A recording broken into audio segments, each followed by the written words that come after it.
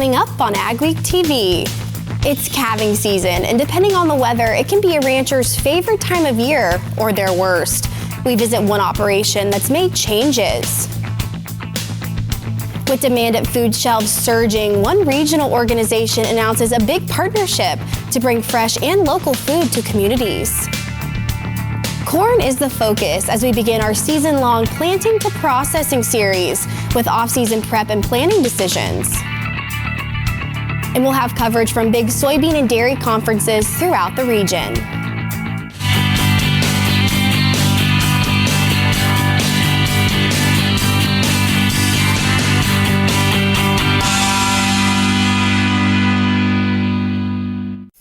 Welcome to AgweekTV. I'm Emily Beal.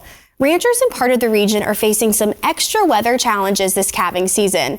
In this week's AgWeek cover story, we meet a rancher who's changing his operation to try to avoid calving in bad weather. This time of the year is my favorite.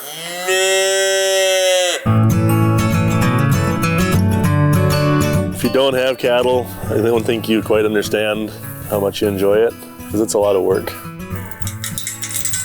Last spring was a muddy mess, and this year's a snowy mess. After 2 years of calving weather challenges, rancher Kevin Elliott is making a move. Over the past few years, he's been moving calving dates back. I don't like the cold and I don't like the mud, so that's kind of why we're moving it back a little bit farther too, to get a little healthier calf crop when they're born. Elliott raises Simmental cattle with his family in northeast North Dakota. Initially, they calved in January and February and sold their bulls and heifers early the next year. But recently, they began inseminating the cows in June, calving in March, and selling them at 18 months at a November auction. It was probably 2/3 of the calves were born, and it was just mud everywhere. So I like the cold for that reason, because you get a lot more disease when you start dealing with the mud. Elliott has the facilities for cold weather calving. They use a series of corrals, a barn, and cameras to help them monitor the herd and keep them healthy. This guy here is just born yesterday. He thinks the bulls are healthier and have better longevity if they are allowed to put on weight gradually instead of being fat one-year-olds when they're sold. We like to grow them a little slower than some, and so they last better on their feet and everything else instead of pushing them hard. Right now, they're more than a third of the way through calving 150 head and expect the remaining calves to be on the ground by early May.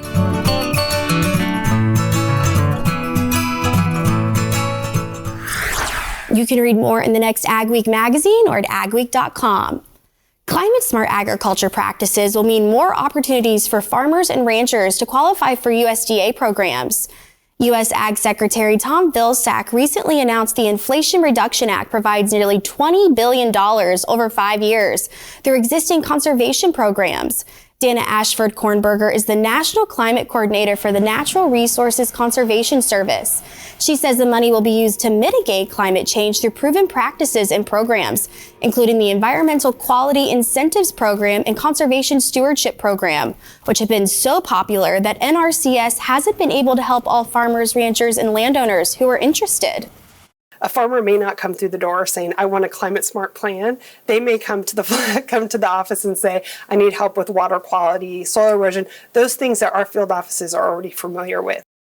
She says until now, some states have only been able to fund less than half of their applications into climate smart programs. The Pork Cares Farm Impact Report programs is giving pork producers sustainability reports of their operations and creating a national sustainability report for the swine industry. The program helps producers collect data from their operations and creates a report specifically for them. You've got sort of a baseline you can start with. This report gives you that basis, and then you can, if you're on that carbon trading markets, then you can have this information to capture what it is you're doing and then where you're going and potential changes in those carbon trading markets. The Pork Checkoff also combines the national information and releases a yearly report to be used industry-wide. Pork producers can apply for their own Pork Cares Farm Impact Report at any time. Antimicrobial drugs are an important part of a rancher's health management plan, but soon they won't be as easy to get. Starting in mid-June, antimicrobial drugs that were once over-the-counter will now need a veterinarian to write a rancher or a producer a prescription for the drugs. Gerald Stucca, NDSU Extension veterinarian, hopes this change will spark closer relationships between ranchers and their vets. A lot of times we call the veterinarian only when we're desperate. We need his or her help for a prolapse or a calving difficulty. But really, you'd like to have your veterinarian involved to a much larger degree in your operation. One of the most common products in this category that will change from over-the-counter to prescription is penicillin. Healthcare is a top issue among farmers. That was the big message at a listening session held by state lawmakers in Faribault, Minnesota.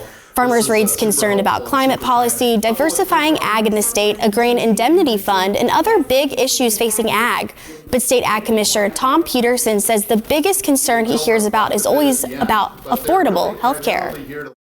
A lot of meetings I go to where they think we're going to hear a lot about hardcore farm issues. We hear about healthcare, time and time again, healthcare and broadband. Listening session was hosted by the Minnesota Farmers Union. Up next on AgweekTV, fresh local food is coming to the Great Plains Food Bank to help feed the hungry.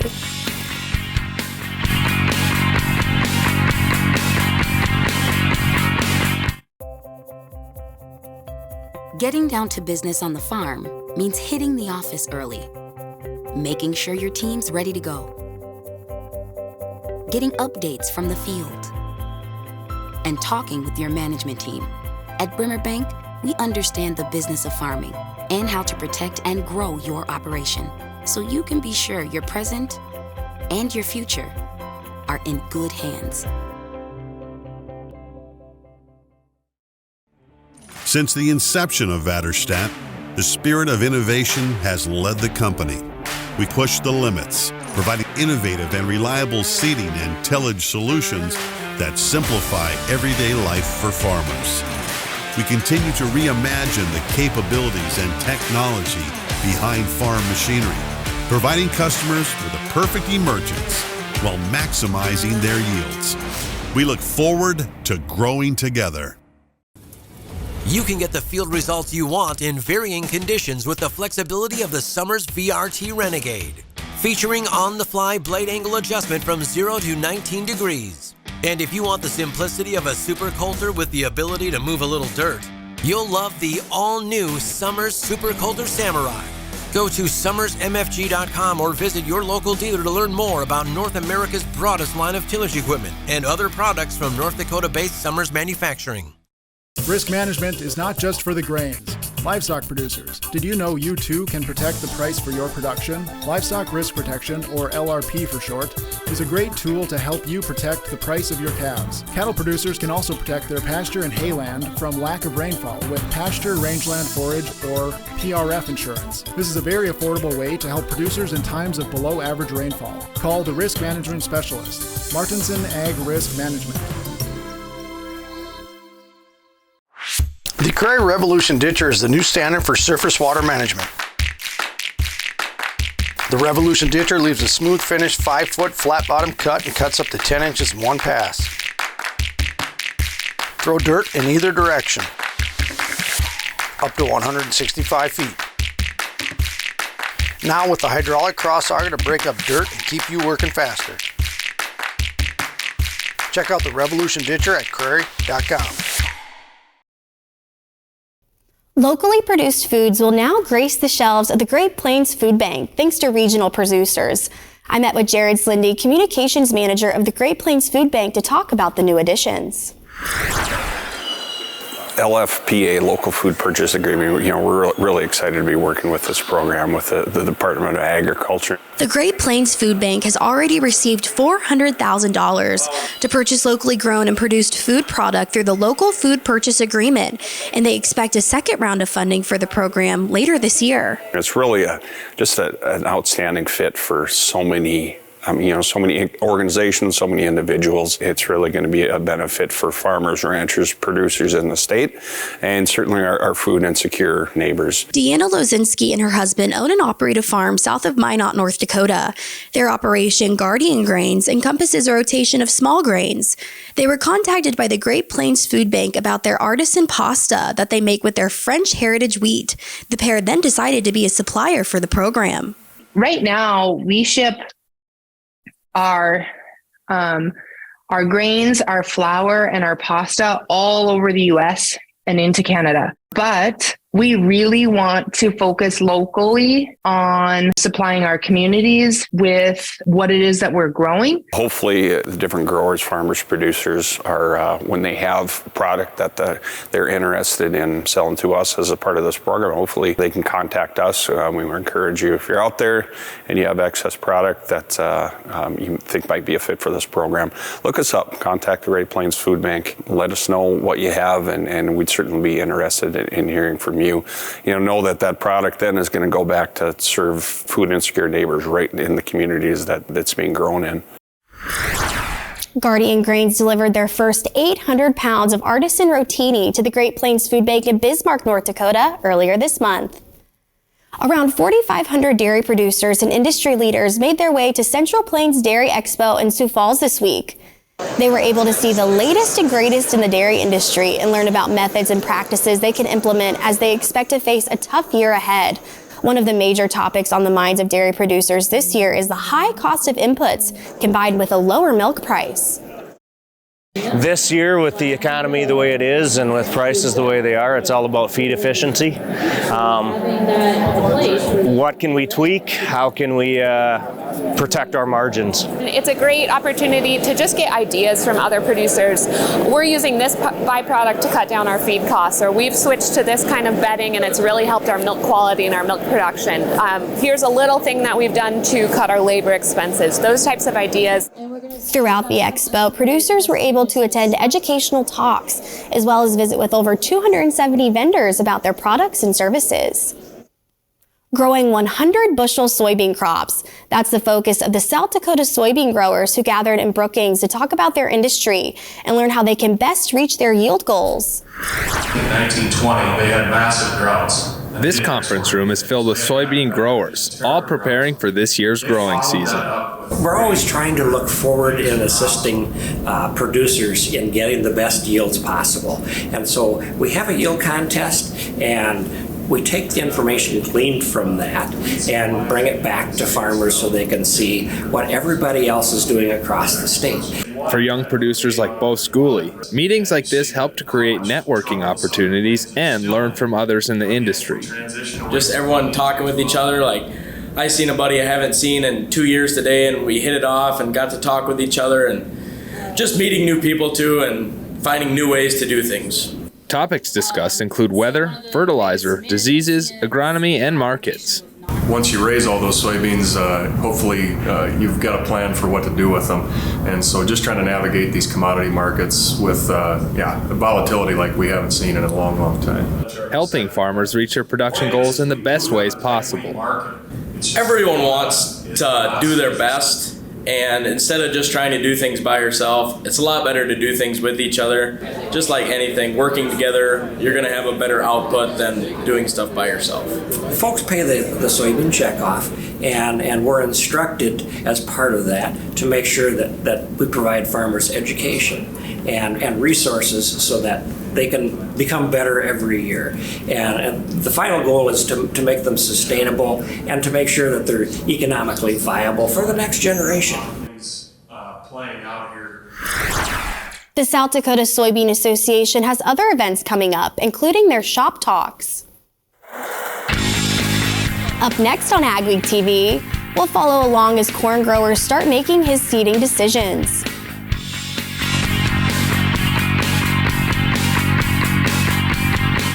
The team at Northstar Egg is committed to quality and committed to you. We're not just a full-service dealer, we're farmers too, so we know you need the best machinery and services that'll keep you going all season long. We have the largest equipment inventory in the upper Midwest with a well-equipped parts and service department. So whether you need machinery tomorrow or parts today, stop in and experience what Northstar Egg can offer on our website at northstar-egg.com or give us a call at 701-361-4790. Getting down to business on the farm means hitting the office early, making sure your team's ready to go, getting updates from the field, and talking with your management team. At Bremer Bank, we understand the business of farming and how to protect and grow your operation so you can be sure you're present and your future are in good hands. We farm up by Drayton, North Dakota. We farm about 2,500 acres, and I'm a fifth-generation farmer. It started out essentially as a vanity thing along the highway, just to try and not make it look so bad when people drove by. The effects we had there, and talking with Jim and Darcy at ECO, we realized that it had options in different crops and different things, so we ended up using it now in sugar beets. We use it in beans, and this year we're going to try it in wheat. The first couple of years in those small spots, it was just generally we could see they were better, and it looked better, so that was what we went by. But now that we've been actually able to measure it in furrow and in some different plots in the sugar beets and beans, the rate of return has been anywhere from 1 or 2 to spots that's made a difference of probably 4 to 5 times on the rate of return, which is, exceptional. For us river guys there that deal with flooding issues along highways, but pretty much anywhere that has salt issues, which is, a lot of different acres up here and a lot of different crops too. So we've definitely had interest from other growers, and I think that there's probably an application on almost every farm. You can get the field results you want in varying conditions with the flexibility of the Summers VRT Renegade. Featuring on-the-fly blade angle adjustment from 0 to 19 degrees. And if you want the simplicity of a super coulter with the ability to move a little dirt, you'll love the all-new Summers Super Coulter Samurai. Go to summersmfg.com or visit your local dealer to learn more about North America's broadest line of tillage equipment and other products from North Dakota-based Summers Manufacturing. AgWeek Weather is sponsored by Bremer Bank. Connect with a banker today at bremer.com. Will spring weather ever head our way? Here's John with our AccuWeather Outlook. Spring has been a tough one over the agricultural regions of the Midwest. Very stormy weather, very cold weather over some still snow-covered areas of the northern plains. I do see some things happening that will change that, but we have to get there first. And this next full week, the areas of particularly North Dakota, southern Manitoba, where we just can't seem to melt the winter snowpack, we may even add to it. So that's going to cause some serious issues there. The stormy weather in the midsection of the country, which has been in the mid-south, is actually going to start working its way up into the Midwest. It's already done that some, and I think we may see more of that this coming week.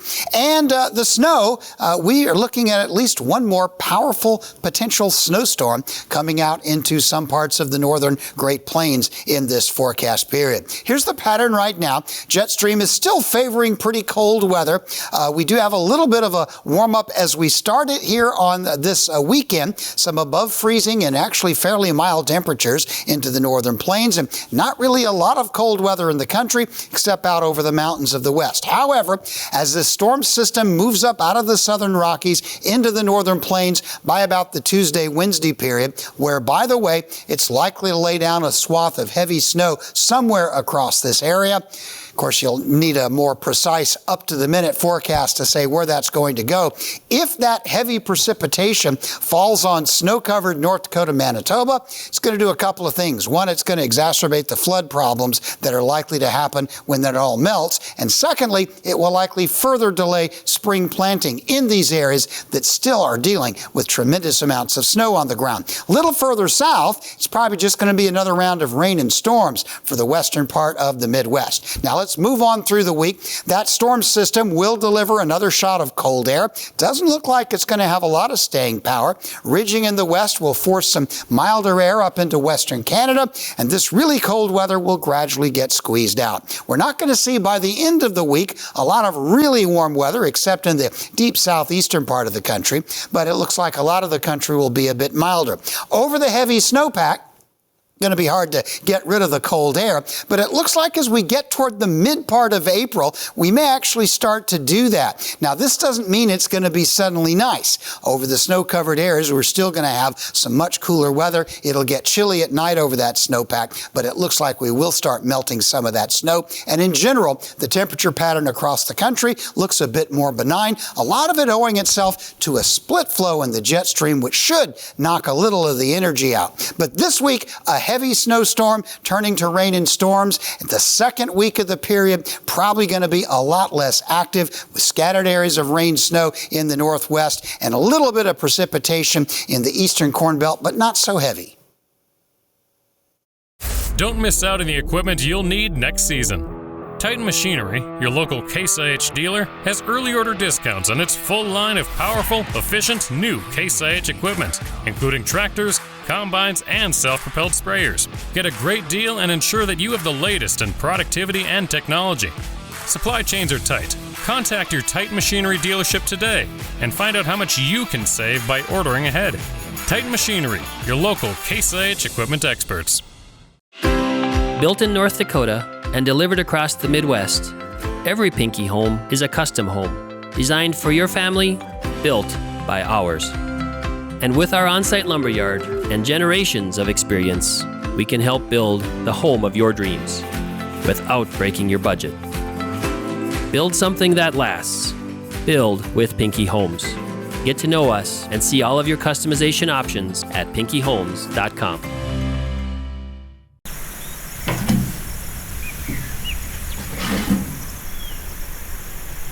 How'd they find me out here? Huh. Current resident. They don't even know who I am.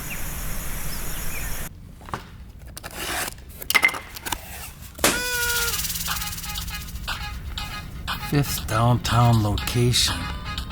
Why would I care? Find a bank that cares about what you really need. Cornerstone Bank. We farm up by Drayton, North Dakota. It's a family farm. We have about 2,500 acres and we grow sugar beets, wheat, and soybeans. So we use the Nano CS, which is in with our calcine and our regular starter in sugar beets. And then throughout the year when we're spraying Roundup, we use the Nano Pro to help with the efficacy of that. And later in the year when we're doing Cercospora spraying, we add in the Nano K to help try and boost the sugars a little bit. On the beans, we've been using the Nano Pack, the Nano Stress, and the Nano Pro with the Roundup there as well. And then this is the first year we're going to be trying their Nano K or Nano N product, which is a nitrogen one. So it's kind of the next wave and stuff that farming's always been on the cutting edge on some of these things, whether it's the GPS or any of these technologies. Now when we're getting into the chemical and the soil side of it, this nano technology that these guys have and able to get it into the plant faster, moving faster. This is kind of the next wave I think that's going to be coming here, and these guys are on the leading edge of it for sure.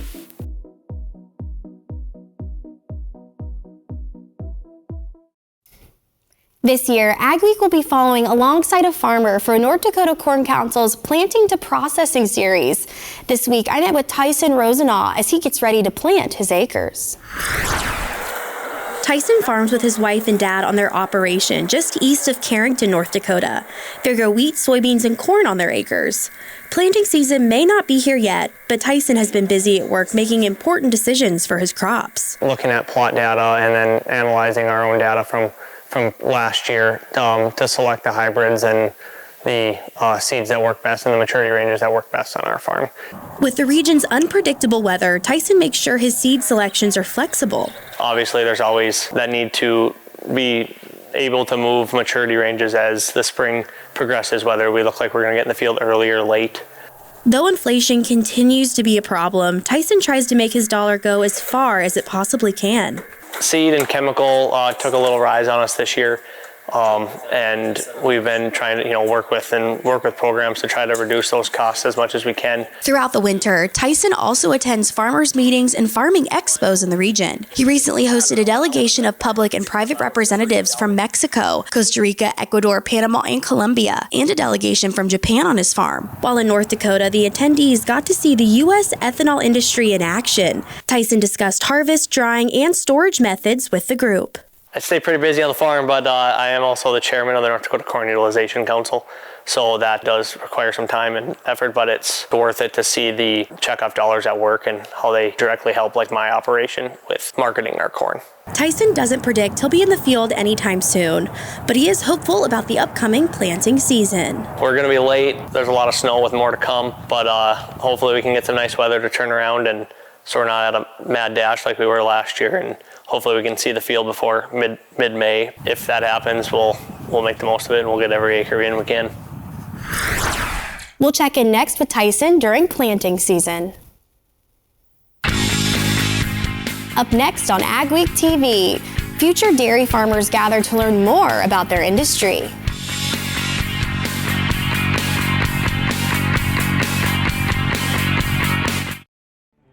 Since the inception of Vaterstadt, the spirit of innovation has led the company. We push the limits, providing innovative and reliable seeding and tillage solutions that simplify everyday life for farmers. We continue to reimagine the capabilities and technology behind farm machinery, providing customers with a perfect emergence while maximizing their yields. We look forward to growing together. I'm Peter Bosch. I've been working with Gateway Building Systems for a little over 20 years now. I chose Gateway Building Systems to build my shop because I wanted a building that could both be used for my equipment and as a place for my family to hang out and do things. I would advise anybody that's thinking about working with Gateway to go in and talk to the guys there, tell them your plans and your future dreams, and let them design something for you.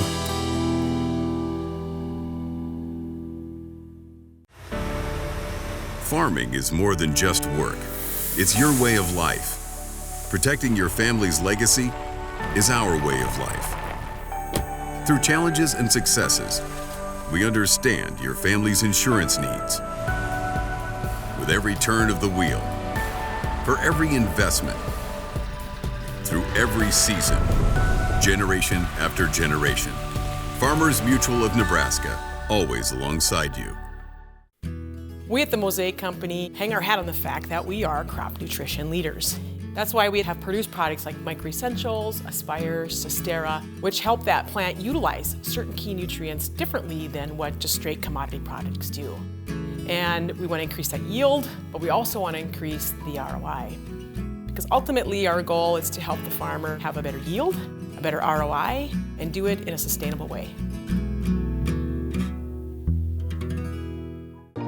There's no easy button, no guarantees, or promises of a good year. This is farming. It's unpredictable and demanding, with long days and sometimes stressful nights. It's weathering the storms and coming out successful. Farming isn't for everyone. We thank those who make it their life, because it is for everyone. Young dairy enthusiasts recently gathered in Rochester for the Minnesota Junior Holstein Association Convention. More than 100 students attended the event. The convention's goal is to bring together young people who are interested in the dairy industry and share a passion for agriculture. I like getting the opportunity to connect with everybody that has the same passion as I throughout the state. It's a great way to meet new people. I like being involved with the registered Holstein activities. It's just good to get your name out farther and help you meet more people. Stories you'll only see on AgWeek.com and an AgWeek magazine this week. Just months after being named state vet in Minnesota, the State Board of Animal Health announced that Dr. Marion Garcia is done. In a PSC hearing in Gwinner, North Dakota on the proposed Summit Carbon Solutions pipeline focused largely on positives and negatives. We appreciate you watching AgWeek TV. Remember to check us out daily on Facebook, Twitter, Instagram, and TikTok to keep up on all your ag news. Have a wonderful week, everyone.